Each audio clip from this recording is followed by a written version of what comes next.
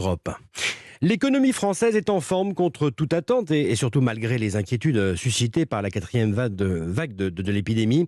Emmanuel Dutheil, la France a renoué avec la croissance au deuxième trimestre. Oui, et même très très nettement, puisque le PIB a progressé de 0,9% au deuxième trimestre. Alors dit comme ça, on peut dire que c'est pas grand-chose, mais je peux vous dire que c'est un rebond quand même assez massif et surtout, ça nous permet de nous rapprocher des niveaux d'avant-crise, puisque même si notre niveau de richesse est encore inférieur de 3,3% à notre niveau d'avant-crise, l'écart se réduit. Alors pourquoi ça se réduit ? Parce qu'on a recommencé à consommer en ce printemps avec la réouverture des restaurants et la levée des confinements. La consommation repart très fort dans la restauration. On a aussi recommencé à se déplacer. Bon, on est encore très loin de nos niveaux de consommation d'avant-crise, mais on voit véritablement un rebond. La bonne nouvelle vient de ce que l'on appelle l'investissement, c'est-à-dire par exemple des entreprises qui achètent une nouvelle machine. Là, on retrouve même les niveaux d'avant-crise. C'est toujours compliqué pour notre commerce extérieur. On continue d'importer plus que nous exportons. Sans surprise, on importe par exemple beaucoup de produits pharmaceutiques en ce moment.